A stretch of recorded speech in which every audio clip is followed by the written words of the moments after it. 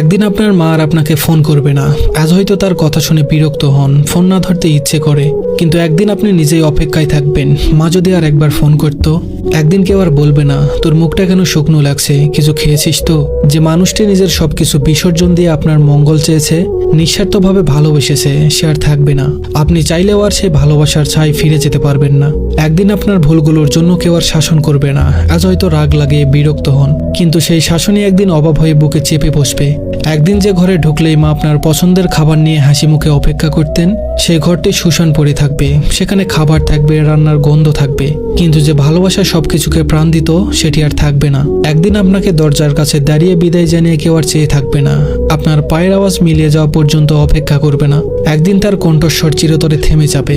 একদিন আপনি তাকে ডাকার জন্য চিৎকার করবেন, কিন্তু কোনো জবাব পাবেন না। তার হাতে মাথায় হাত বুলিয়ে দেওয়ার আর কেউ থাকবে না। রাত জেগে আপনার জন্য চিন্তা করার মানুষটি আর থাকবে না, যতই ব্যস্ত থাকুন না কেন। একদিন আপনি সব কাজ ফেলে শুধুই তার স্পর্শের অভাব অনুভব করবেন। তখন কোনো কিছু দিয়েই সেই শূন্যতা পূরণ করা সম্ভব হবে না। সময় খুব নিষ্ঠুর, এটি থেমে থাকে না, কাউকে ফেরত পাওয়ার সুযোগ দেয় না।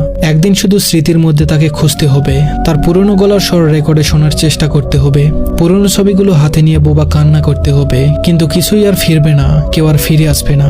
আপনি কেবল অনুভব করবেন আপনার ভিতরে এক বিশাল শূন্যতা, যা কখনোই আর পূরণ হবে না। ধন্যবাদ সবাইকে।